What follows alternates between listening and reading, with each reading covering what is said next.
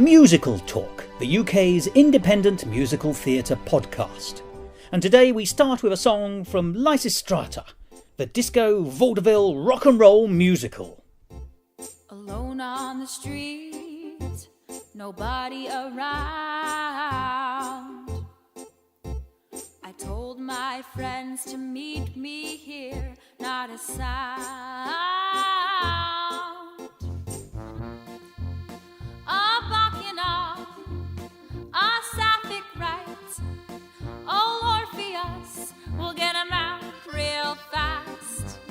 But like this war that goes on forever, our people dying, it can't last. Gotta think of heaven before I go, 'cause right now it ain't here. What we gotta do to make a change? What we gotta do to make a change?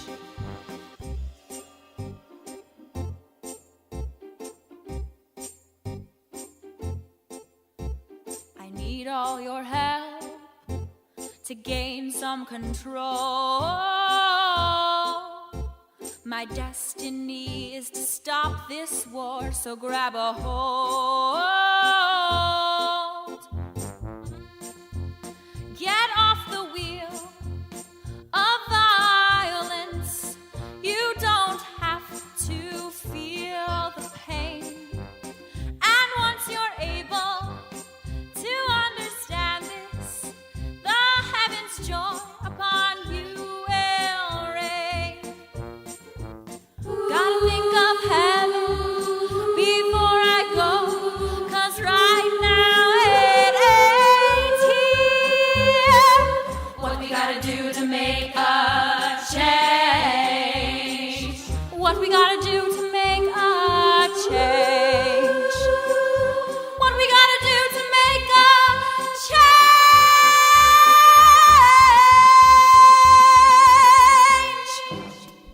Hello and welcome to Musical Talk. I'm Thos, the man who needs no introduction, but you're getting one anyway. Well, we continue with our saga, it's lasted that long, and I think therefore saga is the right word, of episodes comprising my interviews with the various people behind the various musicals I enjoyed at this year's Edinburgh Festival Fringe. And if you've stuck with me this far over the last few weeks as we continue our odyssey, you'll know that I've been arbitrarily grouping shows together under a theme or an umbrella. And so today's episode is subheaded The Female of the Species. And as you'll gather from that, I hope, all the shows today feature women in positions of power or attaining power. Sometimes for good, sometimes for ill. Some of the people today will be emancipating themselves, empowering themselves. Some will be doing that through dubious means. One will be a murderer, some are outright villainesses, and one will be a figurative figure of death. And I hope that's whetted your appetite. Now, at the beginning of the programme, you heard a song from the fantastically named Lysistrata, the disco vaudeville rock and roll musical, by Sal Trapani. And this was the very first show I saw in Edinburgh this year. You may or may not know Lysistrata. It's a classical story by Aristophanes, a comedy, and it's been updated by Sal Trapani, with whom you'll hear an interview in just a minute. But do you know the story? Well, in brief, Lysistrata tells the story of a time in ancient Greece when all the men in the state had been away at war for such a long time, the women rebelled. And not only that, they prevailed. How did they bring their state to peace and their men back to home? Well, the answer is by withdrawing all sexual privileges, forcing all the men to their knees, although as there were very few other outlets, one can only imagine with each other. Anyway, it's a famous classical story, and whilst of course it has an important moral about women empowering themselves and not being overlooked in a fair society, it's also a comedy. And this version was a musical comedy with lots of different musical styles. To prove my point, you're about to hear an interview with the creator, Sal Trapani, but before that, let's hear one more song from the score of this wonderful musical. Musical Talk.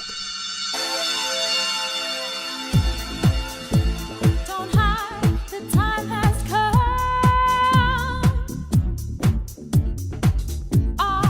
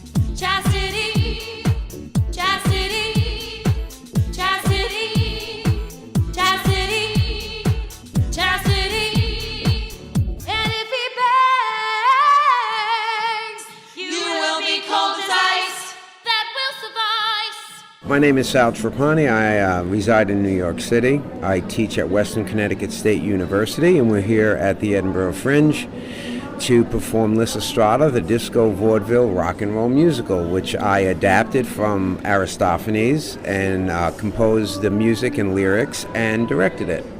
Now, that's quite a big do, if I may say. So that's directing, producing and writing. But of course, let's start immediately with the title and the subtitle. I think it's the subtitle that's going to draw people in, because it's vaudeville and rock and roll and disco.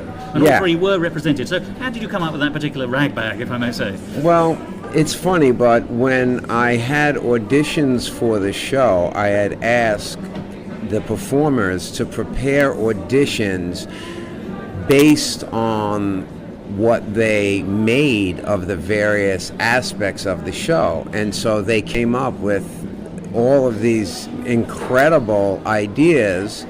And of course, I had some ideas, of course. And then I put them all together. And as far as the music goes, I just began writing it over the holiday break. And it just kind of wrote itself. So you have a natural fluency when writing music in different styles? Yes.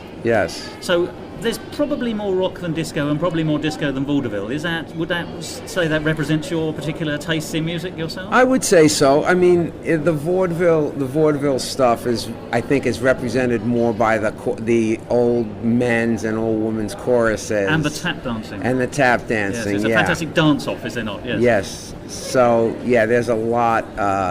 there's a lot in the vaudeville, but probably more rock and roll. You're right. Yeah, and I think that's my sense. My sensibility is probably a little bit more rock and roll. I have to say I'm a great fan of vaudeville and I'm a great fan of disco as well. So I really enjoyed the disco piece, and I thought it's the sort of the haunting end of disco rather than the high energy. So, right. Which I thought allowed lyrics to sort of come across. Right. How, when writing songs, do you find music easier or lyrics, or do you do it as one? Or are you a fusion man? Well, I find that the music is easier if I have the lyrics. And I usually get ideas, and I can get ideas anytime. And of course, with technology now, I'll be driving down the road, and something will pop into my head, and I just get out my iPhone, and there's a little button there that can record memos and just start singing into it, and then I had quite a few of these little snippets and ideas, and some of them come back up into the songs, and the lyrics are kind of from Aristophanes' ideas, which I then kind of transformed based on what I thought he was trying to get across in that particular section of the play, and then wrote original stuff for that. So you've not grafted them on; you have actually development from the development of the plot. So Exactly. That's as it should be. Exactly. Yes, To make a sure. Now, I have to say, you directed it as well, didn't you? Yes, I did. There's lots of splendid comedy touches. I have to say, my all-time favourite moment of the whole piece, actually, is the unexpected... you have three pig puppets who play senators in Athens. Yes. And there's one section when they leave, and they all shout, "Wee, wee, wee," yes. which I took to be a reference to, and they all said "wee" as they went home, as in Five Little Pigs. And this little pig went wee, wee, wee all the way home. Right. And that's how I took it anyway. Exactly. And one of the things about vaudeville is that in vaudeville there's a lot of improvisation, and a lot of what we were able to do was improvise, and I allow my performers to improvise. Yes, there was a great sense all the way through, I thought, of when set pieces were occurring. You'd allowed your actors who were not directly involved to actually act almost as a Greek chorus, ironically, which was to comment upon the proceedings. Yes. And there was also a great deal of synchronized speaking as well, which I took to be a play on the Greek chorus role. Exactly. You got it. It's really nice when somebody gets it and you got it. And so it's that combination of the synchronized speaking, the rhythmic speaking, and the rhythmic dancing of the Greek chorus, but also the ability to improvise in a vaudeville style and to play that kind of comedy. And I think Aristophanes would appreciate it. Well, bearing in mind it's about the battle of the sexes, and as you say, based on the Aristophanes story, there's also, to a modern eye, there's also the transgender issues of all your Spartan and Athenian soldiers are wearing skirts, of course. Right. Whereas one of the female protagonists, certainly of the old ladies, is in fact wearing a trouser suit. Right. So you've also got that play going on as well. Yes, and that was something that we wanted right from the beginning. We knew we wanted the men with these kind of skirts, which as you say are kind of transgender, but also could be deemed a kind of battle garment. So certainly. I mean, they are. Well, they're not authentic ones, are they? But right. They're certainly in the style of what would have been worn. Yes, absolutely. Yes. So trousers are so much less common in those days. Yes. So we thought that worked very well as well. And Lisa, our costume designer, was very, very. I think she understood what I was going for with a blend of classical and modern, which I think is very, very hard to get. Stylistically, in the costumes, in all of the set pieces, and the set which Elizabeth Popeil, who is my design partner, came up with, and then the lighting, which was very modern, and of course the Gilded Balloon has a wonderful lighting rig. Well, you got the real disco sense out of that, yes, if I may say. Yes, particularly at the end, there were plenty of rotating and flashing lights. Exactly, and that's Scott Calley, and so these are all professionals working, with our group. So I appreciate their input and their creativity. And when we did the show originally, we did have some visual effects. We did have some film and some slides and things like that, and a lot of images back up on the screen. But we decided that we didn't need them for this production. That the production can speak on its own. Well, yes, it's all in the strength of the character interplay, anyway, isn't it? So yes. Sets are lovely, yes. but they are they're not essential to develop the context, which is it's about the characters, it's about the performers, and the one thing is that there is a serious side to war, and I believe it has been observed. Yeah, and sometimes I feel myself, and I'm curious from an audience point of view whether or not that comes across strongly enough. The seriousness of what's going on in the world today. And as I watch the show, I get more and more ideas about how I could make the impact even greater on a contemporary audience. That's your director's eye speaking. Yes.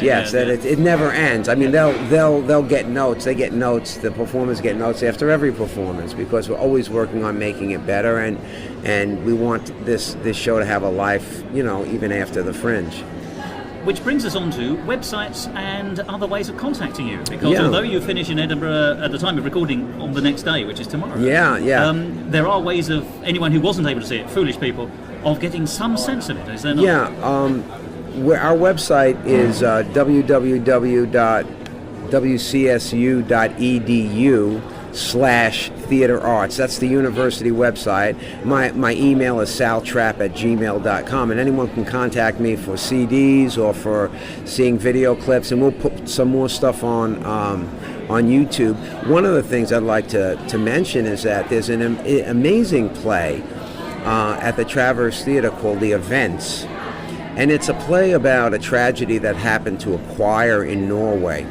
And it's a David Gregg play. It's a brand new play. It's been getting a lot of press. And in every performance, there is a choir. And we have been asked to play the choir in the show. And we did it this past week, and we'll be doing it again tomorrow. The show's completely sold out. And we had about 2 rehearsals, for a couple of hours, and then you're thrust upon a stage at the Traverse Theater with a completely packed house, and you have to perform as the choir and sing these very, very intricately composed songs. But what an amazing contrast between what you're doing here. Totally different, has meaning, but is done in a very sort of tongue-in-cheek, cheerful, upbeat, robust way. With more than just a slice of a funny thing happened all the way to the forum in terms of tone. Plus that very serious piece about a disaster and choirs, and also a different style of singing. That's very flattering, is it not? Yeah, it's nice. It's very nice, and it's it's an amazing experience for the performers. And I actually performed in the choir, and that was interesting for me to get up on the stage with my performers. And we were very well received, and the Traverse people are wonderful, and the whole company are a great group, the Actors Touring Company out of London, who are producing it. And so this has just been a fantastic experience. But bringing us back to Lysistrata, Yes. does it have a future? I mean, Well, it's all about the past, but does it have a future? It does, and we're already thinking about it, bringing it to New York, possibly the New York Fringe, or even sooner, because that's next summer. That's on right now. It coincides with Edinburgh, but we're thinking about bringing it in, and we'll see what happens with that. So yeah, we're excited about that. A genuine international tour. Exactly. Very good. Exactly. Well, it's been lovely speaking to you, Sal. Thank you so much for sparing me a bit of time. You're very welcome. I wish you great success for the future. Thank you. And I have to say, thank you very much for a slyly comic, very entertaining piece. Thank you very much.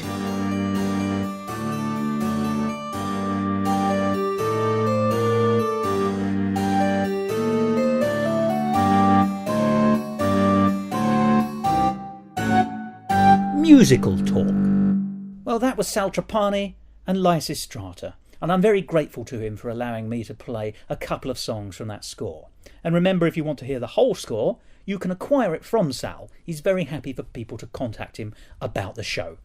Well, if that show was about women in ancient times empowering themselves, then how appropriate, I think, to move on to the next show we're going to be discussing today, A Body to Diet For, which is about women empowering themselves in the modern world. Absolutely slap bang contemporary modern Britain. The show's by Alan Whitaker and Tim Amphilogoth. And just to give you a feel of what it's about, because it's quite difficult to describe as you'll hear in this interview, here's the blurb from the advertisements. Greta is a normal teenager and would-be English teacher from Brentford.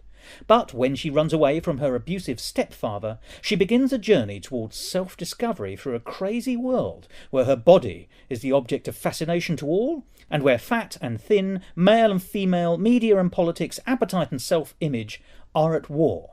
As she waxes and wanes, she is exploited by fashionistas, hounded by hacks, betrayed by friends and lovers, entrapped by body liberationists, manipulated by politicians, experimented on by big pharmaceutical companies, and bewitched by the Willendorf Venus. And it goes on to say, will Greta ever find normality and true love she yearns for?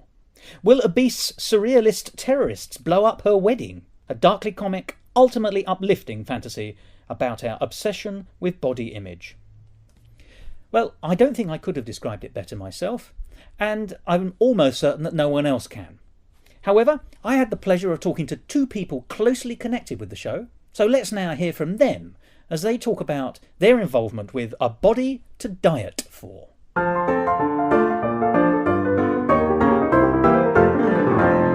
Musical talk. I'm Chelsea Caulfield and I play the character of Uta in the brand new musical comedy A Body to Diet For. My name's Ben Holder and I'm the musical director for A Body to Diet For. Now, I think it would be fair to say that it's a absurdist comedy musical. Would you care, and I'd like to see how you're going to do this, to explain the plot, to a degree at least, without ruining the finale? Go on, you try. You may wish to do it together. Okay, no, we'll do it together. Yeah, okay. So it's about the story of a girl called Greta, and basically throughout the musical she goes through several transformations through body image. She becomes super thin and becomes a supermodel, and then she comes over 30 stone, like literally overnight she transforms into over 30 stone, and it's about her going through that and sort of what causes her to do those things along the way. It sort of charts the, that's not the best way of explaining it, but it's sort of it through the story of this one girl who is a really normal girl who wants to be an English teacher, and then finds herself mixed up in all sorts of sort of crazy stuff. Her story is used as a vessel to explore these themes of society's relationship with dieting and with body image and weight issues, all that sort of thing. And it's also absolutely, but it's also mixed up in this sort of. In the sort of absurdist bit comes from all the there's the sort of magic references and the witchcraft and things. And there's this figure Faye, who's a sort of narrator, a sort of manipulator figure, who is a female feminist. Yeah, she is, and she's a witch, and she has this statuette of the Willendorf Venus, which is the ancient sort of fertility statue that she uses. One is supposed to get the sense that she is sort of pulling the strings of what's happening to Greta's story. She prods the story along, Yes. she turns up every now and then. And I think the extent to which Faye is responsible, and the extent to which all of the things to do with the Herr Kafka and the crazy scientists and things, which also feature, we just have to see the show to understand it, I think. It's all sort of it's very all very sort of referential. There's a lot of literary stuff to pluck out of you. Absolutely. The working title for the show was The Kafka Diet. And Tim, who wrote the book for the show, is very sort of into Kafka. Uta's character is Uta Verwandlung, Verwandlung being German for metamorphosis. So it sort of all ties up. My foreign language let me down there. Well, Ben's very good at German. He taught me all my German. It all kind of ties up. It is clever. It's very clever. Yeah. Funny enough, you remind me very much of Judith Thurs in your character. She's the woman she's the villain in Carry On Spying, actually, if you want to know. Brilliant. But there was a touch of that kind of sort of over the top in you. I thought it was rather splendid, if I may say. But there are other absurdist and surrealist elements. I mean, I really like the idea of an establishment group of people who are keeping people fat through surrealist terrorism. The la-di-da-daists. There's a lot in that. Immediately, just punningly to enjoy. There is, and also politically as well. Yes. There's quite a lot of politics sort of underlining. There's quite a lot to read into it if you would choose to. Right. But its essential tone is exuberant, isn't it? Really, I think. So for you both have you're on stage as an actress and one of the significant characters. Yep. You're on stage as musical director and tied to your people. Yeah. So it's a big ask of both of you. How have you found the piece? When did you join the project, and what challenges has it offered you, really? Well, I'm actually very new to the project. I auditioned for it in June, yeah. It was recent as that? Yeah. I auditioned for the part in June and was lucky enough to get the part. And we started rehearsals in July, which we rehearsed throughout, and then we came straight up to Edinburgh in August. Because you are a professional acting and you're a professional group, so yes, we are. We're standard, isn't it, for a professional group? 2 or 3 yeah, weeks. It's quite quick. We're 10 individuals who most of us didn't know each other before we had involvement in this production, and we all brought together and worked together on the show. So I've only been involved with it for a very short period of time, but it's I think the involvement with the show has kind of been like the piece. It's really quick paced and it's brilliant, good fun, and it's just been a great enjoyment to be involved in it. So. I've been around it slightly longer because I workshopped it with Matthew Gould. He directed it. So Matthew and I have sort of seen it through from the start. We did a workshop back in February, and we sort of did a little showcase. Well, Tim and Alan wrote it a couple of years ago, and and in its full version, it's nearly 3 hours long, and there's a lot more. There's a lot more a lot more time to sort of. Develop all the story and things. Absolutely, because that's the stage that it's at. But Matthew and I sort of, workshop that sort of shorter version, and I've been working with Alan, who composed it. I sort of, made the vocal score and did some vocal arrangements, and sort of, got all the music on its feet. But that's been a sort of longer process. So Matthew and I have been around it a long time, but I think, I feel. Hopefully that we've developed really lovely relationships with the composers, and we're kind of hopefully going to be working with them on some of their newer material and things now. And I've got to ask, are the composers also the book writers?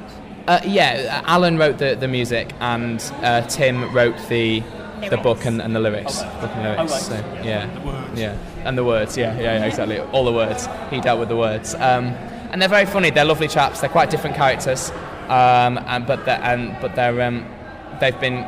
Quite heavily involved in it, but in a really, really positive way. They got on so well with the cast, and they got on really well with Matthew and I, and it's been a real pleasure.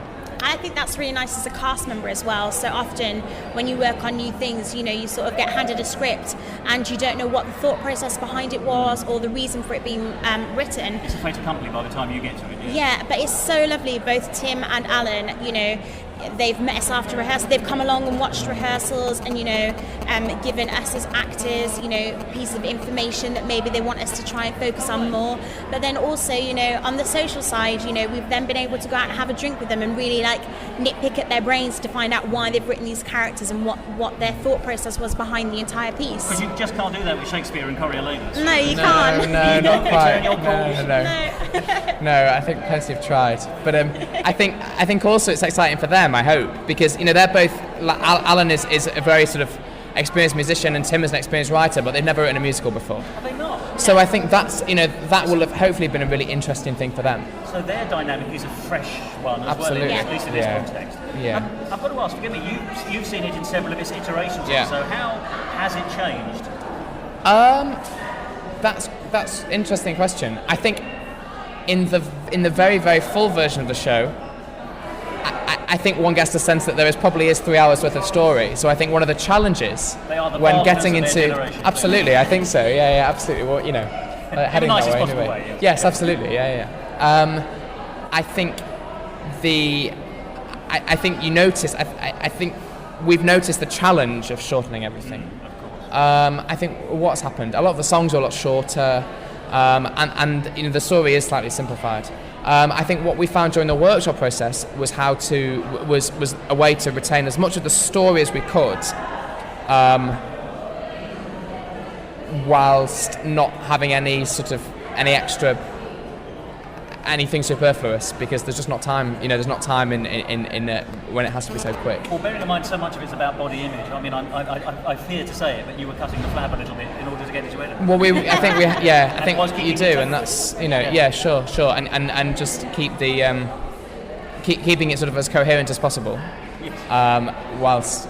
Well, it does. I mean, it helps that it's slightly larger than life in terms of performance and what it's saying as well. So it's not filigree, I don't think, if you don't mind me saying. It's not an intricately plotted piece. No.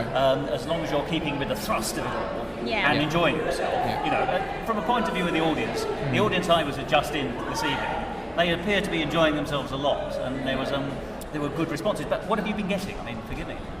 You've been here for a few weeks, haven't you? Yeah, we have. I think we've had a real mixture. I think some people come and they absolutely love the piece, and others just aren't as keen. But I think no matter what the piece is, no matter what show, you could go to watch something on the West End or Broadway, and there are always going to be people who don't like what they see, and there are always going to be people who absolutely love what they see. I went to the cinema recently, and somebody walked out after 20 minutes, and it was a film that had been around for 3 months, and you think, must have realised by now what's going on. Yeah. You're right. So you're absolutely right. But One I man's think meat is another man's meat. Yeah, I think it's a real mixture. But I think if people just come with an open mind and they realise that we're having, a really good time on stage, and they just relax and go along with our enjoyment, then they will enjoy it. Sorry, I think it's only if they heckle, boo, and throw. Yeah, not quite. Yeah, it's not quite got to that. No, it's not got to that stage. I think you can judge. I mean, it's funny for me as the pianist, sort of sitting on the side of the stage, you can sort of read the audience a little bit. And I think you can look at it. You can break the fourth wall. I can a bit. Yeah, no, I can just about, and that's quite interesting, and that's quite unique for me as well, because I suppose I'm not singing in the pit, sort of on the stage, and I can sort of see what's going on. And I think it's very interesting to see. I think you can judge quite early on whether the audience is with you. I think the actors have to sort of grab the audience and then take them on the journey of the piece. And I think in general they're really managing to, and I think it's really impressive. British audiences in particular, I think need sometimes to be given license to enjoy themselves, or license to laugh. So if they've been given those clues and hints so early on and so quickly, then yes, they'll be with you. Otherwise, they're not quite certain of tone. It's interesting. We're very cautious about it. But I think there are parts of the piece where I think as an audience member, you would not be sure whether it was supposed to be funny or not. Yeah. But I actually think that I think it's probably planned that way, because I think it's supposed to be slightly uncomfortable but also slightly funny. I think there are those moments, and I think it's very interesting to see to read those moments in the audiences? Well, let me tell you from my own point of view, the most uncomfortable moment in the whole piece, actually, funny enough, occurs rather early on, which is when is his name Reg, the chap who runs the shop? Yes, the stepdad. But not quite inverted commas. Right, yes. Who's sleeping with the mother, but is obviously making really very forward advances, and is likely really to have gone, shall we say, politely too far. If it weren't for the fact then something else happens which distracts him. And it's actually, there is the suggestion that physical assault and possibly sexual assault are in the offing here, and you suddenly think, maybe this isn't quite what I think it is. But he's but then, fortunately, I mean, it moves on from him, and he gets his just desserts quite rightly later on. Well, it moves, and that sort of sparks that incident also sort of sparks the start of Greta's journey. A literal journey for Greta, because she leaves home, doesn't she? I mean, that's how it happens. I mean, and also, let's be honest, she gets played by 3 different actresses. Yes. And I think the audience took a second or two to realise. I mean, there's continuity in costume and colour scheme. We must notice these things. Pink and black works for a lot of people. Absolutely, yeah. But but once people have tweaked it, they got it, and then when it happened again, they got it. But have you had any surprises with that? Have you got the sense that sometimes the audience aren't getting that it's the same character in 3 different forms? Because you would lose them that way if they didn't get it. I personally don't think anyone has. I think, I personally think that eventually, if there is any difficulty, I think eventually they do realise that it is the same person. But I don't think that is a very big problem. But then I don't know. Actually, I think it's quite hard for me to say because right in the opening, there's the scene. There's the 3 of them are they were standing across the stage, and it is the 3. I think hopefully that sets it up well enough. I've got to be honest. It's not something I've thought about. I've worried about too much. I think there are some bits of the story which are a little confusing, because it's a little bit crazy and slightly absurdist, and that's the way it's supposed to be. But I think the journey of the Gretas and the 3 actresses playing Greta, I think that's okay. I think there's a lovely moment of almost handover when the second iteration, who's the stick-thin one who becomes a model. Yeah. There's the previous sort of normal shape, shall we say, Greta watching over her shoulder as she goes on that bit of a journey. So I think you can sort of see that's and such she's a clutching the Willendorf Venus, and that's How would you describe the music? It's rock. Alan, the composer, is a rocker, and he's written a lot of his solo stuff, which has that sort of vibe. It's very bouncy, you see. Very bouncy. I wouldn't have said that was a rock musical. I can see that it's rock influenced, or pop influenced, but I wouldn't have said that overtly. What would you think? Well, that's the reason I asked you, really. Okay. Because actually, if it's rock, it's musical theatre rock. Yeah, I it's think not so. Radio rock. And I wonder what Alan what his take would be on that. I think partly the sound of the music in the context of our show is affected by the way we're playing it. I don't mean that in a really negative way. I just mean, so I'm playing the piano, and then my friend Emma is playing percussion. So we are the orchestra, and we've not got lots of guitars and things. That's to do with kind of space constraints and all sorts of things. But it's I've sort of quite enjoyed kind of reducing it onto the piano, and doing it as a piano-led thing. And that gives it its own vibe as well, doesn't it? I hope so. Yeah, it works very well. Like it still has that brilliant, that brilliant vibe and that brilliant feeling that you need as a cast member. When you go on stage, you need to be able to instantly get that feel. And a word that Ben uses a lot is like a groove to the piece, and you instantly get that from the both of them. I've got that from Emma, the percussionist. She always talks about groove, so I've started talking about groove. But it's like piano. It's piano and percussion groove. So it's and it's brilliant. Like as a cast member, you instantly get that, and it just rubs off on you, and then you're able to pass it on over to the audience. So you do get that instant connection with the score as a performer. Yes. Yeah. Well, that's good. Yeah. I hope so. And they're good singers. They are good singers. Well, it was done. I could hear what was going on as well, which hasn't been true of every show I've seen in Edinburgh. Okay. So let's put lovely. Okay. Yes. No. That was very good. My final question for the two of you then is, what next for the two of you? There we are. That was quite easy. That's a question. Well, I'm going to be heading back to London, and I suppose as many people will be in this situation, I'll be going back to auditioning for new things and looking for more performing work. So we should see you on the stage at some stage soon. I'd like to say that, fingers crossed. Hopefully, I would love that if that happens. So yeah. I'm doing some keyboard work. I'm playing keyboards for a little tour of Spelling Bee in the autumn, which is a lovely show, and that will be really good fun. And then I'm doing pantomime over Christmas. Is that the company that had Spelling Bee up here last year who were sending it? No, this is different Spelling Bee. Yeah, this is a little tour that's going out. It's Ash Productions and Stuart Hicks is taking it out on tour with Patch of Blue Theatre as well. I should say they're joint production. So that will be lovely. That is them. Oh, is it? Patch of Blue did it last Oh no, year. of course they were here, and I'm sorry. Yes, they did. It was them. But so Alex, who directed it, who runs Patch of Blue, And who's doing title show this exactly. year? He directed title show. Yes, yeah. I'm sorry. No, it is, and they have done their own little tour of it before. They've done it in a couple of different. They did it in Liverpool as well, and opened it around a little bit.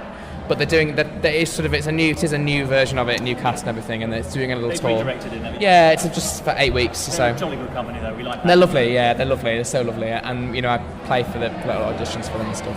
And do you have websites at all? Are you on Twitter? Yes, I am on Twitter, and I'm simply at Chelsea Caulfield. Oh right, splendid. Yes, this is my name. I'm Benjamin Holder on Twitter and benjaminholder.co.uk, and go and check us out, I suppose. Yeah, I can be found on my agent's website, which is Gilgood Management. So. Splendid. Well, let's hope people do find you. Yeah. Thank you so much. Body to Life was great fun, very exuberant, very enjoyable. So thank you very much, and I hope you do well till the end. Thank you very much. Thank you, Thos. Thank you. It's been a pleasure. You.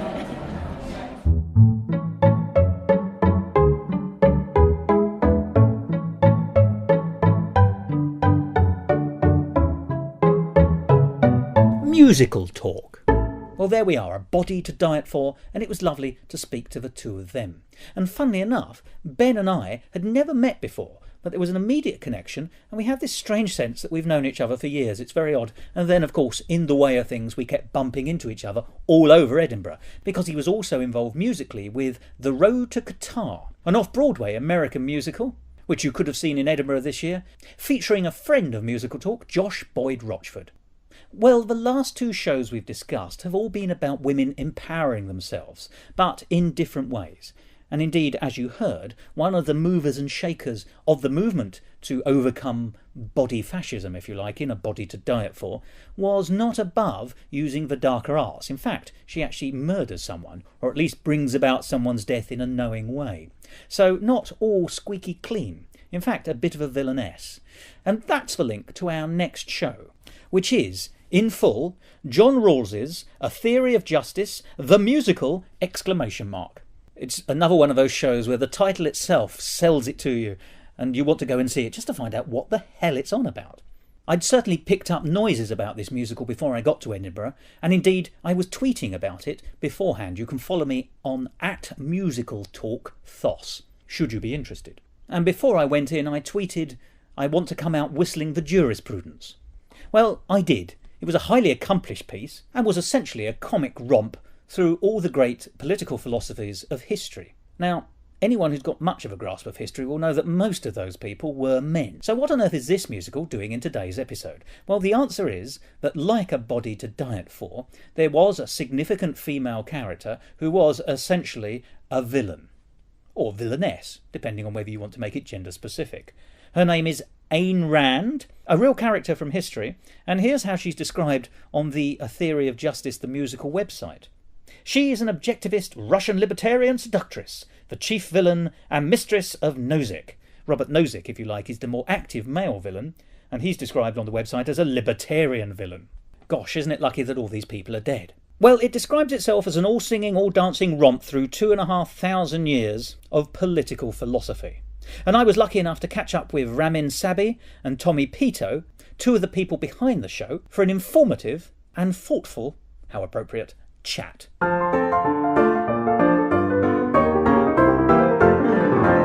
Musical talk. We are doing John Rawls's A Theory of Justice, the musical.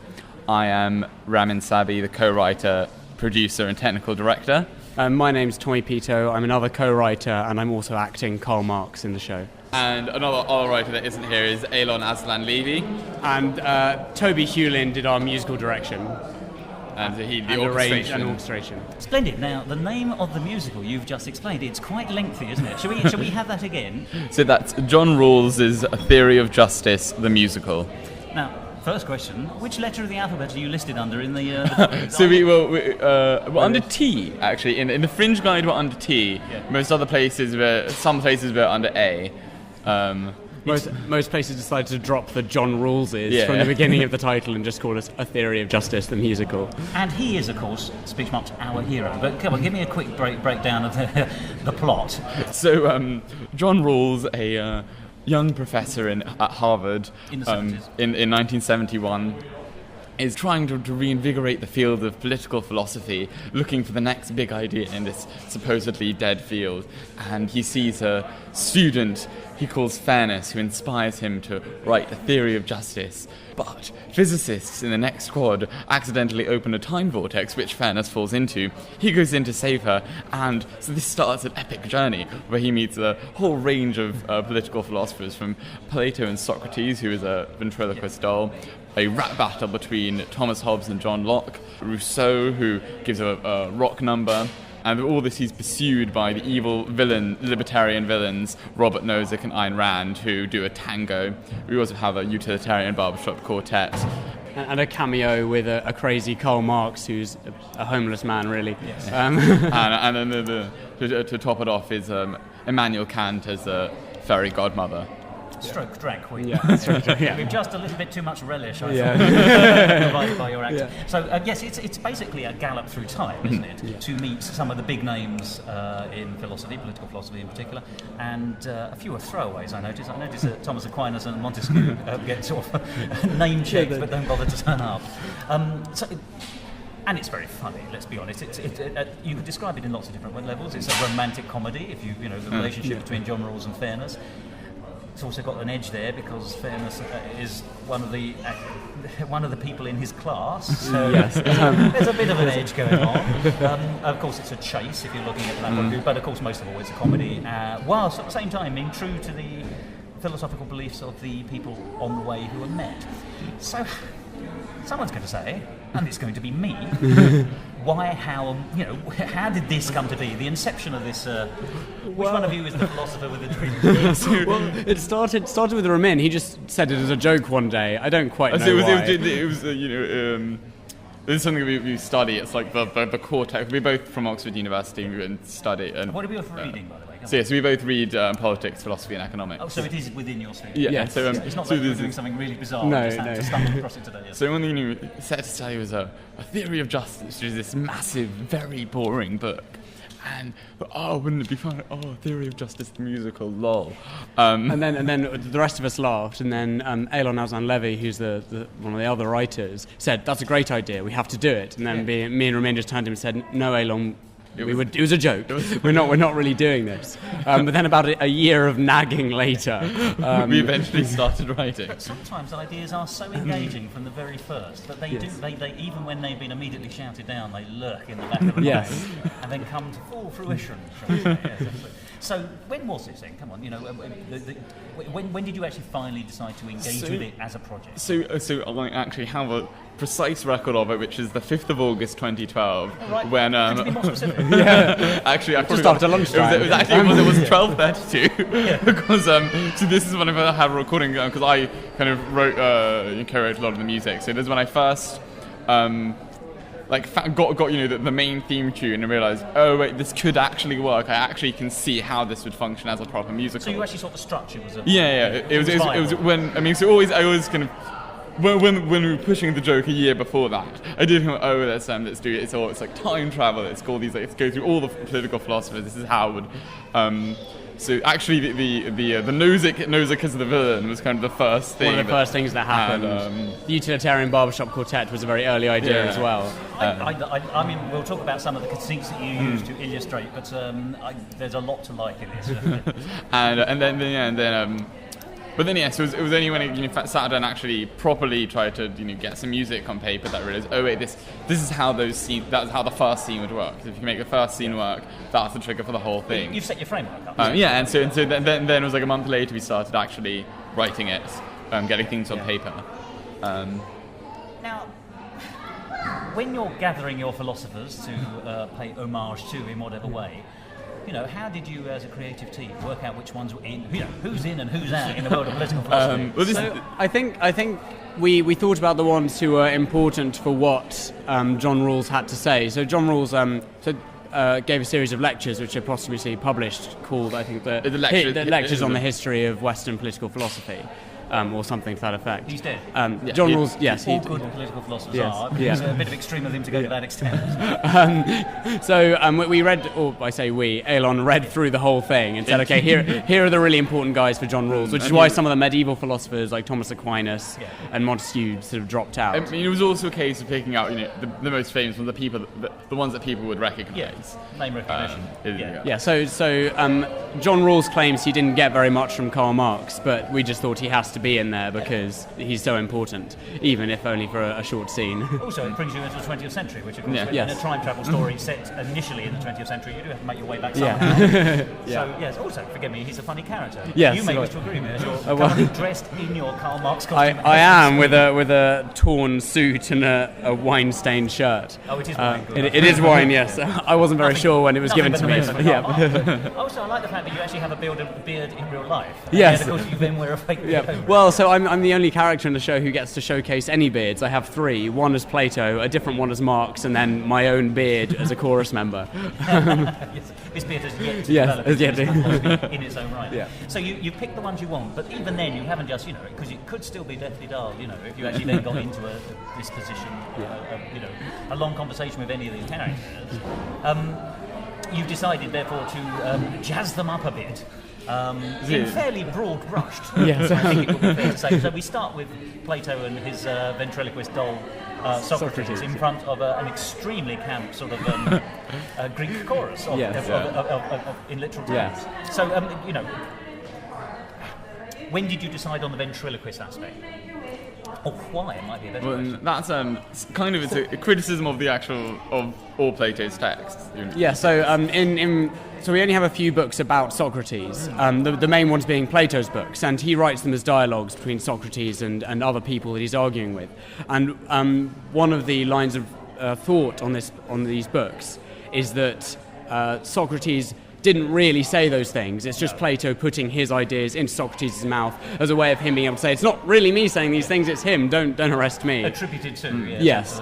So we decided to do that. And then chain from a monster thing. I think it's for each theme, like what is the twist? What sort of style? Because we want each philosopher, each scene to have a different style. And so what can we extract from either their setting or their philosophy that we can make, or from how they fit into the story, that we can get a good, a different style. You also need to find a musical style that then goes exactly. Exactly. Content dictates form. Yeah. Exactly. Sometimes mantra that since the books have come out, we're all using. So they're the first, if you like. Then you have various. I mean, you've got the so-called dance-off between Hobbes and Paine. Hobbes and Locke. John Locke. Yes. John Locke and Thomas Hobbes. Yes, I'm getting my Tom's muddled. Possibly centrist too. Once again, how did you decide that was? So I think it was originally that we wanted to include both of them, and they were going to be in separate. Very early on, they're going to be in separate scenes. Then realised they're quite similar. They're kind of covering sort of similar ground. Possibly in a different direction. They're in a similar set. They're in the same century. We just put them together. Hobbes is writing during the Civil War. So we've already got this you've got some sort of violence going on in the background. Yes, because they both write extensively about the state of nature, where you have no government and everyone's rioting and everything's running amok. And so we thought that's a good starting point for two gangs. Yes, it's violent in its own right, isn't it? It's a West Side Story, I suppose. Yes. We've just added philosophy. And my personal favourite of the groupings, actually that's not fair, one of my favourites of the groupings is the Barbershop Choir, just because it's so jolly. And you missed the obvious joke about telling Jeremy Bentham not to lose his hair, really. I'd have thought the one fact everyone knows about Jeremy Bentham. Is that it tomorrow then, is it? Right, okay. Actually, quick edit.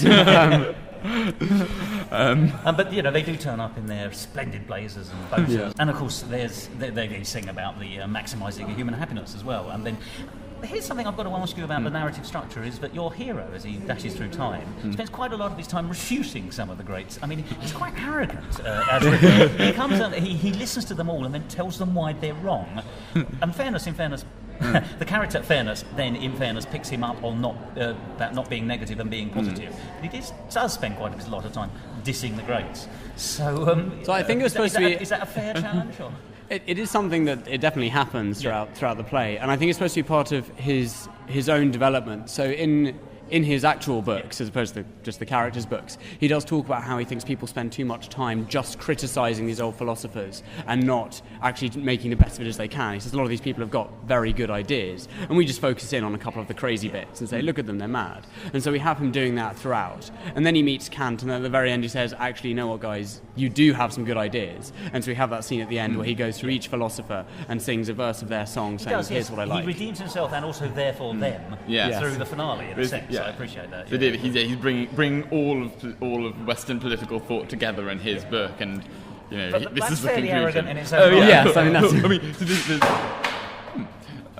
Bringing the house down. There's someone that believes that John Rawls himself was actually a very, very humble man. Oh, he was? And incredibly not arrogant at all. Yeah, so in a very early script, we had him saying, if I write this theory, I'll make money, I'll get tenure, and I'll win the Nobel Prize. And John Rawls' family got in contact with us, and we showed them the script, and they said, we love it, but we don't think this is quite right. He in fact took his name out of Who's Who and didn't do many interviews. He said he's a very humble man. So we changed the script and had him wanting to find out about knowledge rather than the Nobel Prize. And of course, a lot of that goes into the libertarian character. Yes, instead, yeah. It's interesting. I mean, he's painted the villain of the piece is painted. In bold but dark colours, I think that would be fair. But he's got a sense of humour, or there's a sense of humour attached to his character. I mean, even when he's, I think your character there, your actor rather, is bringing a lot to the table. As he experiments with maniacal laughter, it seems to get quite. He's trying 3 or 4 different ways of doing it, and his really remarkably over-the-top mistress. I like the conceit that she's so selfish that when she goes behind the veil of ignorance, that and is forced to stop thinking about selfish conceits. There is nothing else at all. Yeah. You may or may not know is straight out of Sondheim. One of the great philosophers, Sondheim. In Follies, there's a character. There's a song from a later version of it called "Ah, But Underneath," and it's about a woman who presents all these images to people, but none of them are actually her. And the very last line in the thing is, sometimes when the dressings fall, there's nothing underneath at all. And in a strange way, I was reminded. There you are. It reminded me of Sondheim. There we go. We'll take that. Yeah. We'll take that. Very specific moment. Yes. So, there's a world of difference between having an idea for a musical theatre piece and then actually putting it on. Obviously you compose and you help write the story, but do you have a history of writing? Have you done musicals before? So we've never done a musical before. I've written quite a few plays before, so I know how to kind of go about writing a script. And you've got some structure. And you've written... I'd written sketches before. I'd done sketch shows and written the occasional funny song. Well, funny, I tried. I'm sorry. And then I had written a pantomime, but that was the longest thing I'd written before. So this was, for me, the first big writing project that I'd done. Oh, right. Well, it's come off in spades, if you don't mind me saying. I mean, it's been getting good reviews, hasn't it? Yeah, no, they've been nice. Yeah, I mean, the response when we first put it on in Oxford was kind of outstanding. We sold out 2 weeks before the show. It was the fastest selling show ever at Oxford University. And when we got, because obviously all the nerds came to it, so people. It did get a kind of really, really outstanding response. And it was completely unexpected as well. I mean, when we started writing the script, we thought, where are we going to put it on? And then one of us suggested the Burton Taylor studio in Oxford, which has a capacity of 50, and I thought we can do that for 2, maybe 3 nights, and we won't quite fill it out. And then we ended up in a theatre that was transferred to the Palladium, the Oxford equivalent, I guess, which was much bigger. And I guess I just radically underestimated how nerdy people at Oxford are. But the title, in a way, sells itself. Yeah. It's so unusual as a title. and promises a great deal of fun as well. But you can see why people have gone for it. I mean, in Edinburgh, this is it started at 12:15 in the afternoon, so it's one of the earlier shows on. And yet you weren't at capacity, but I'd say you're about 2/3 full today. Yeah. That's not bad for a 12:15 show that runs to 1 hour and 40 minutes. Yeah. In some senses, you're doing remarkably well against what might be expected, should we say? I mean, it's problematic because it's fine as a musical when you have an interval, but when you don't have time for an interval, it actually does become very long. It's like a feature film. Yes. It's which is really it's not very Fringe, because a lot of the new musicals here are written for the Fringe, whereas this very much wasn't. 1 hour. Yeah. But would you do it again? I suppose is my next question then, isn't it? Does this team, drunk on its success, think that it's going to be producing something else? Shall I be speaking to you in a year's time when you'll be doing? I do think we'd all be working together again, or something quite similar. I mean, because I'm going into theatre and producing more things, so have you now graduated? Yeah. Right. We've all graduated. Yes, I've graduated as well. So this is your swan song. Yes, I think so. This is why it's unlikely that all of us would be writing together again, because one of us is doing a master's in Cambridge, one in London, Ramin's going into theatre, and one of us is still a student at Oxford. So the real world is coming along and knocking on your doors. Yeah. So I think I might try and I'm looking at writing a couple more musicals over the next year. With our very talented musical director who we wrote the melodies, and then he turned them into proper orchestrations. And this is for Jonathan Tunick. And so with him, I think I'm going to continue working with him to develop more things, hopefully in time for the Fringe next year. So what is your ambition for the future if you're going into theatre? Is it across the board, drama? I'm producing a lot of... And a production side, as in creative, rather than you're not performing? No, I don't. So it's mainly producing things, not just musicals, although that appears to be largely what I'm doing. My next 3 or 4 projects all appear to be musicals. But I might be talking to you again. So actually, what I am producing the producers at the Oxford Playhouse. Oh, really? Okay. From October 30th to November 2nd, which has the same musical director, and actually quite a few of our cast members are in that as well. And that's actually I think the biggest budget student production ever. At Oxford or ever? I think ever. Wow. How would you find out that kind of thing? I think in the as far as I've asked quite a lot of in the UK. As far as I'm aware, there hasn't been purely on production that much expenditure. So that's something. What's it going on? So it's the Playhouse is quite. The Playhouse is quite expensive. Yes. And it's huge cast, huge number of costumes, huge. So I'm sure I shouldn't be plugging other shows. Musical theatre isn't just about one show, is it? It's an entire genre, and if you're adding a bit to it, then why not? So there's that, and I'm also there's another show that I've actually found here called Mrs. Green, which is at it's at the Free Fringe at Roundhouse, just around the corner from here.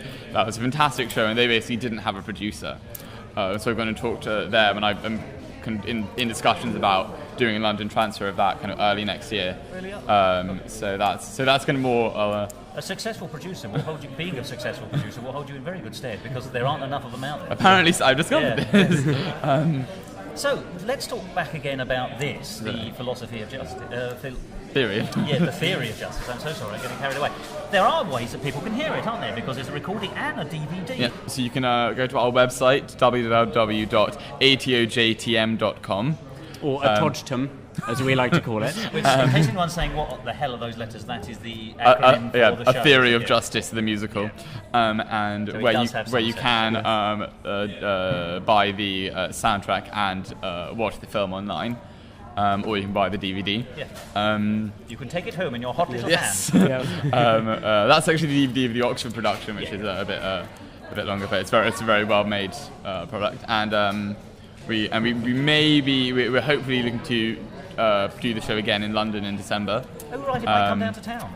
So we originally hoping for September, but I think the cast are a bit too tired, so we're probably shifting that to sometime in early December. There's a long history of the more prestigious shows in Edinburgh, by which I mean discovered prestigious. I don't mean the stuff that's already got history, the stuff that should have future history, coming to London any time from the autumn right up until about April, and then the decks start clearing for previews. But Oh, perhaps we'll see you again then. Well, fingers crossed. Yeah. Yeah, you must let me know if that's true, and then obviously we'll mention it so that people get an idea. And so you've mentioned the website, you've mentioned how people can see it here, and there's a chance it will come up to London, and your website will be updated with that information as and when it becomes apparent. Well, thank you very much for talking to me. I have to say it was a delight to see the show. It's very odd. I have one final question before we go, though, which is, in a show which spent so much time talking about rationalism, do you think putting a love story in the heart of it was a sensible idea? There's no right or wrong answer to this, but... Well, it's a contrast. It's a classic musical structure, and it needs a love story. And I think we tried to do the love story is also a metaphor. Yes, I appreciate that. Yes, right. Well, we try and make it rational love as much as we can. It's not just emotion. They decide, they think about it, they realise it works, and then they do a SWOT analysis. It's for the intellectual merits that they love each other. It's for the good of them, even if they don't know it themselves. Yes. Fine. Good. Well, I think you've answered that question of philosophy. Gentlemen, thank you very much indeed. Thank you very much. Speaking to you, and best of luck for the future. Thank you very much. I hope to see you again.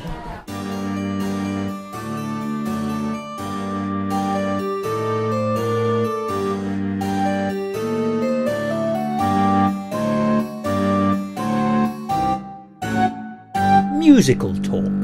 My thanks to Tommy and Ramin there. And remember, if you want to find out more about John Rawls's A Theory of Justice the Musical ! You can do so by going to www.atojtm.com, and there you can find out details of future performances, should there be any.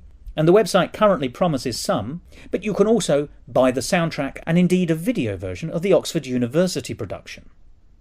Well, now we move on inexorably to the very last show that we're going to be discussing today, under the heading The Female of the Species. And in this case, she really is more deadly than the male, because the show in question is Kander and Ebb's Kiss of the Spider Woman, the musical. And it is important to separate that, because there is a stage play version of Kiss of the Spider Woman which isn't a musical, which our intrepid fellow reporters Nick Hudson and Tim Saywood went to see a few years ago in the mistaken belief they were seeing the Kander and Ebb musical. That goes to show what a lack of research will do for you. So I can tell you with my hand on my heart, I am the first musical talk presenter to see the musical version of this really quite harrowing story, which of course is based on the book by Manuel Peake and was turned into a play by Terence McNally, and of course a musical by Kander and Ebb. In many ways, it's the third one in the trilogy, if you want to look at it that way, following on from Chicago, set in the 20s, and Cabaret, set in the 30s, because this is very clearly set in the 40s, in what can only be described as a totalitarian regime's prison.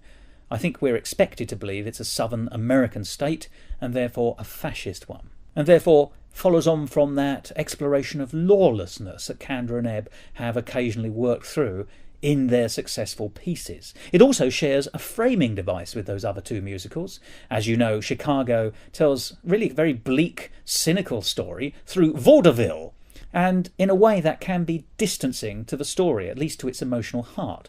Cabaret, slightly differently, tells its story through Weimar Republic-style cabaret performances, but they're much more connectedly worked into the piece, and I think don't act as a disjunct, but actually connect you to the story much more strongly. So what of Kiss of the Spider Woman? Well, its framing device is that one of the main protagonists, Molina, who's a flamboyant homosexual locked up for his lifestyle rather than for any political choices he's made, is a huge fan of the golden age of films. And indeed, his release, in his head at least through imagination, is to imagine he's appearing in, or at least reliving, many of the great films of the time. Many featuring a fictional woman called Aurora, who is the Spider-Woman. In his dreams, and therefore throughout this musical, she is nothing more than a phantom, if you like. She is a figurative character, and it is said that if she dances with you and kisses you, you will die. Well, that's our connection with femininity in this otherwise really quite harshly male play. Let's hear a little from the enthusiastic and really extremely talented team behind Kiss of the Spider-Woman.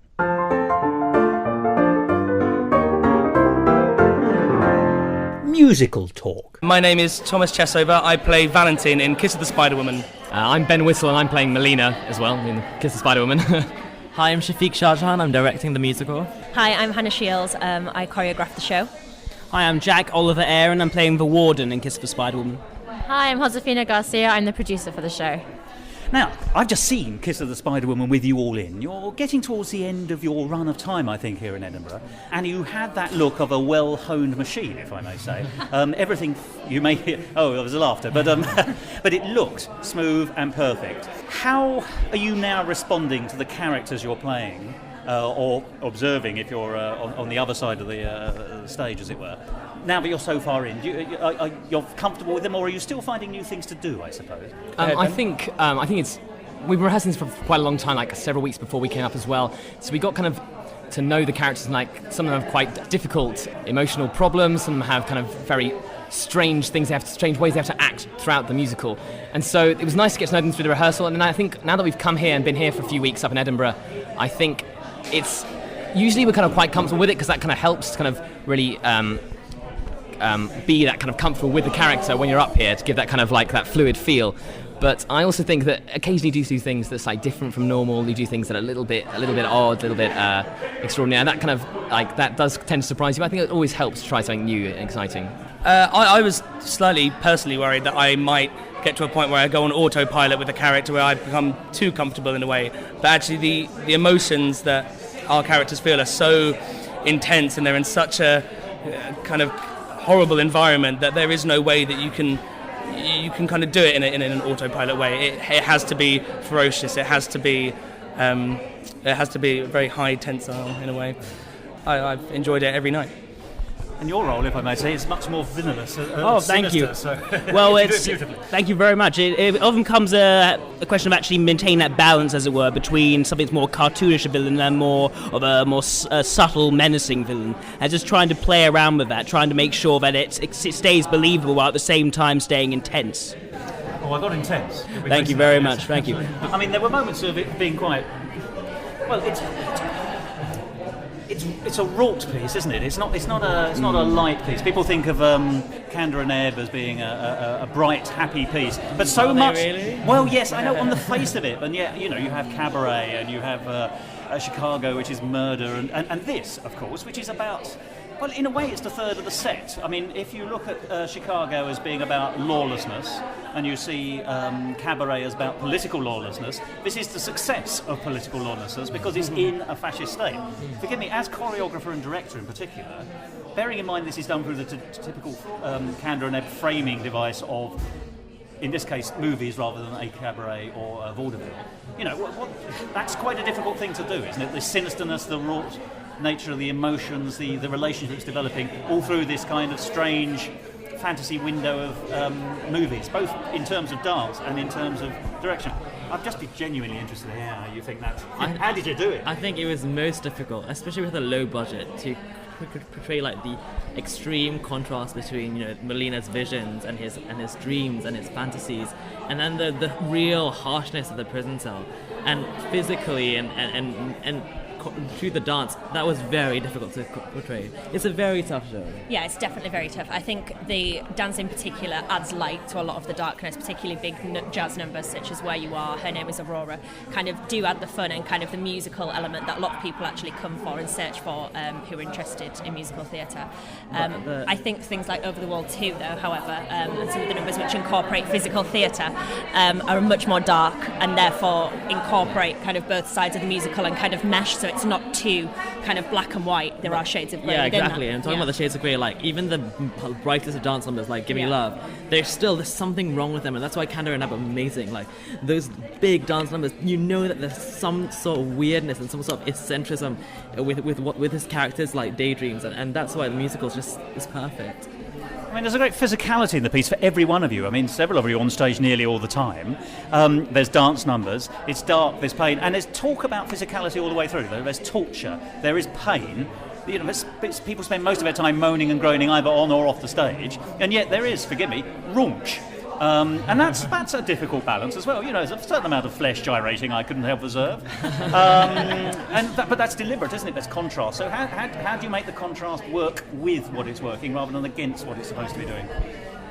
I think the issue with the show is we tried to make it relate to a modern day audience. So I think when it was on in 1993, it was quite fresh. I mean, and all the raunchiness was quite was quite interesting and quite new to an audience. But I think now audiences, with like the film of Chicago, people are very used to that, and we try to do is we try to make the raunchiness stem from like dark pain, and we try to control the convey like the pain of sex almost. So not just Shades of Grey, but 50 Shades. Definitely. Well, I think there's a bit at the end of Gimme Love where it transitions into the next scene where the song kind of goes from like these cries of pleasure into these cries of pain. I think that's kind of like almost a really key moment, like just how close they are to each other. Like, so even the physicality and the songs and the movement, everything is all just very closely. One side is kind of very sexual and raunchy, and the other side is just kind of very harsh and painful. And I think it's been done very effectively by both Shaf and Hannah. So.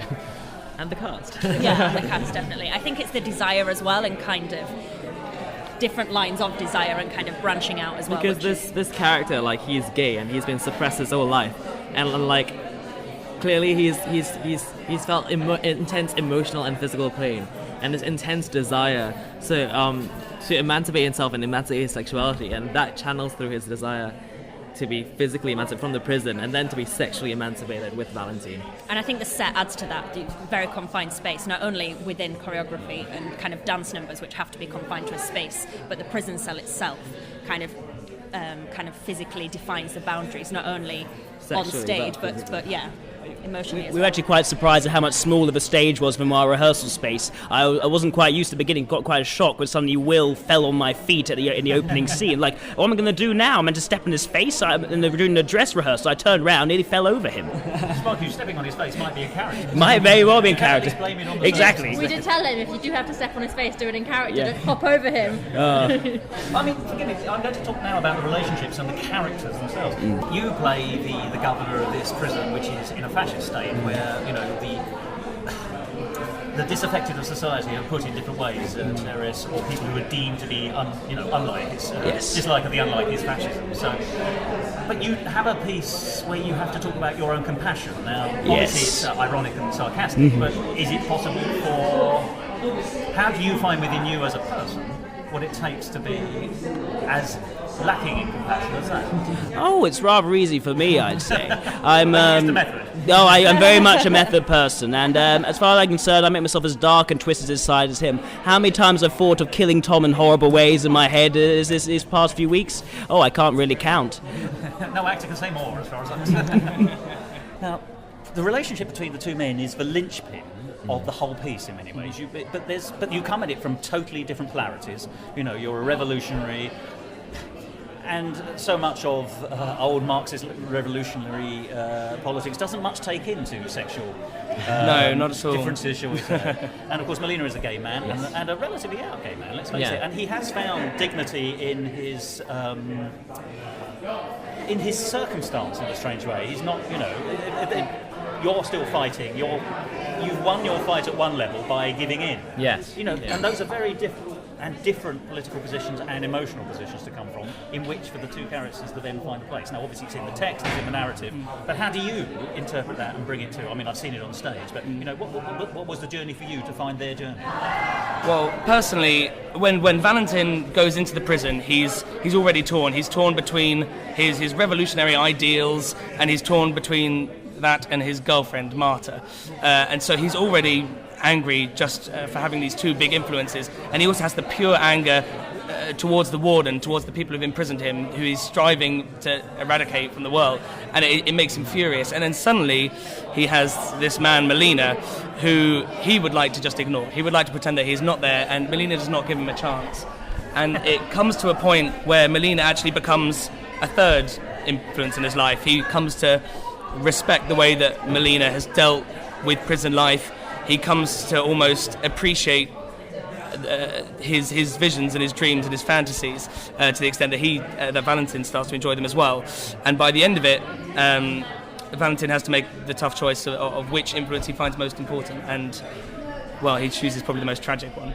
Yeah, I think the idea Tom spoke about this kind of like these kind of different opposing forces pulling apart. Those were key when we were kind of developing the characters and working with it in a thing, because like Molina as well, like Valentin, has several different factors. He is an openly gay man. He is quite out as well in prison, it seems, but he has this desperate desire for his mother to to appreciate him, his mother to accept him for who he is, and those kind of two things war within him. And then suddenly he's also faced with a deep attraction to this new inmate that he's in the cell with, and so there's kind of like all these several kind of things that are pulling apart. And I think it's that tension that we really wanted to really been working with, the kind of like the sense of opposing forces being pulled different directions. That's really what I think gives the musical a lot of its flavour, a lot of its depth, I think.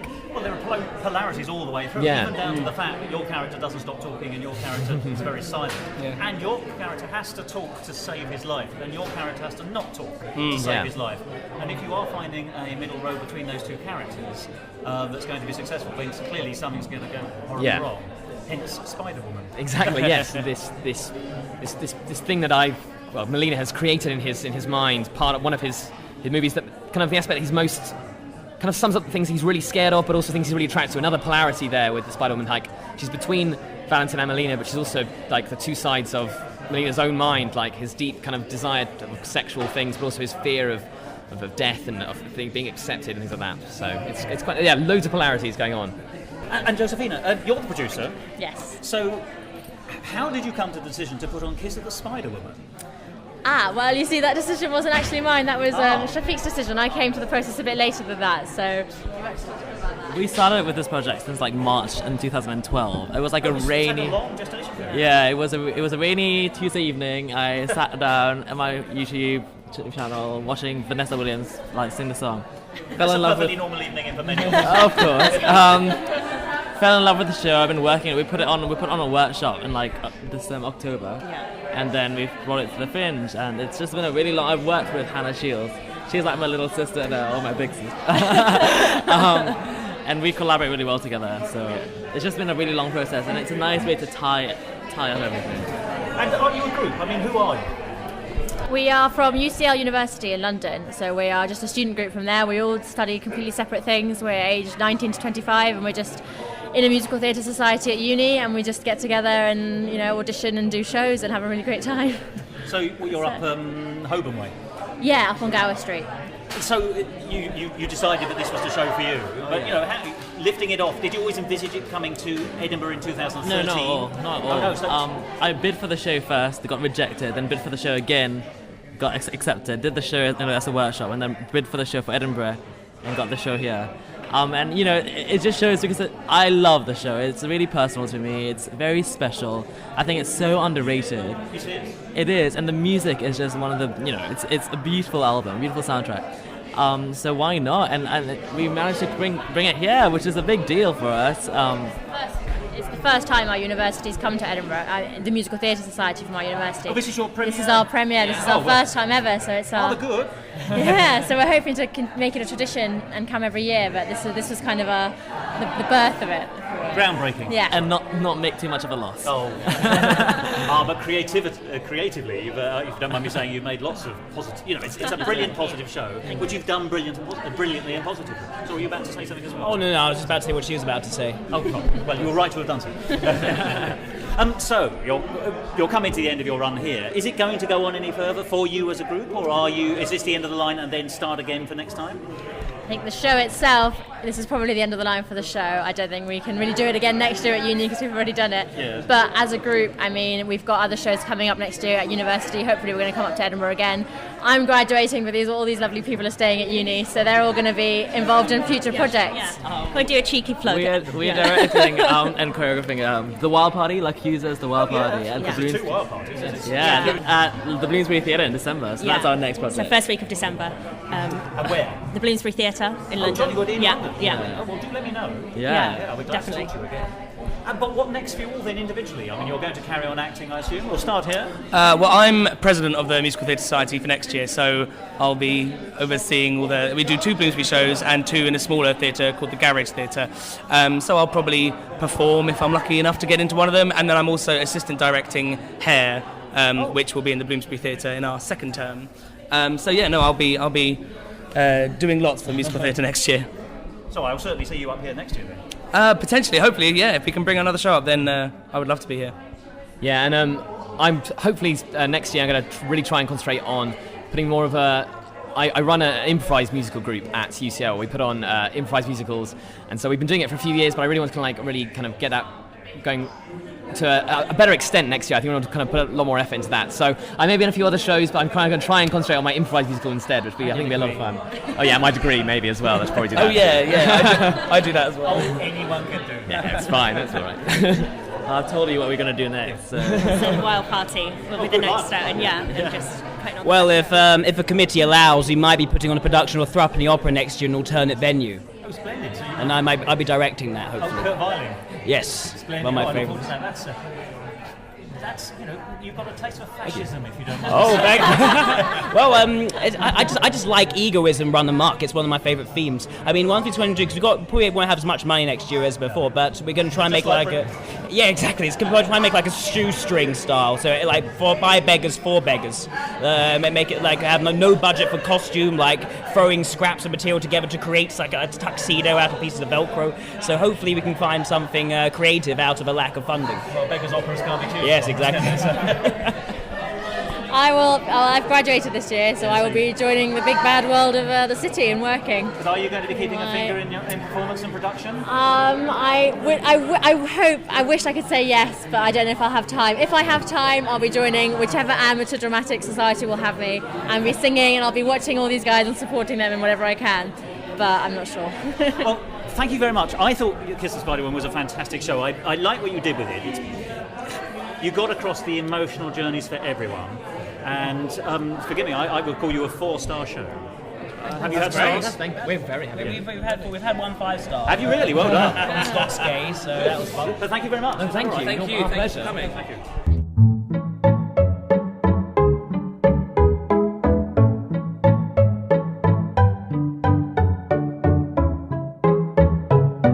Musical talk. Well, there you are. Kiss of the Spider-Woman. My first time in seeing it, not, I hope, my last time. I gave it 4 stars and described it this way. Brutal emotion and tenderness, beautifully done. Well, that brings us very nearly to the end of this week's episode of Musical Talk, when we've been looking at some more of the shows that you could have seen in Edinburgh. But don't forget, musical theatre continues apace, and just to give you one example, you might be interested, if you're near or can access London, in seeing Jason Robert Brown's Songs for a New World, which is on between the 25th and the 28th of September at the Teatro Technis, which is TheatroTechnis, which is a theatre at 26 Crowndale Road in London, NW1 1TT.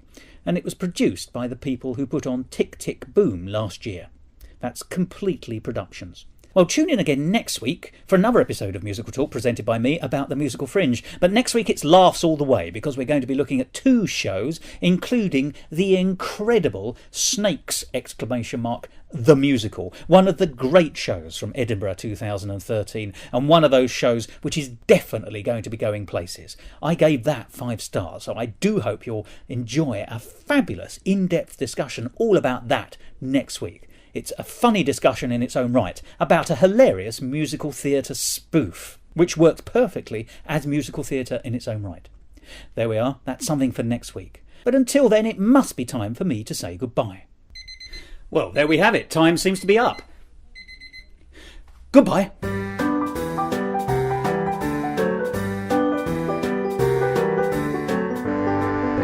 This episode of Musical Talk, edited and produced by Thos Ribbits. Copyright Musical Talk 2013. Except for the songs where the copyright remains with the creator. And why not go along to our website and listen to previous episodes at www.musicaltalk.co.uk.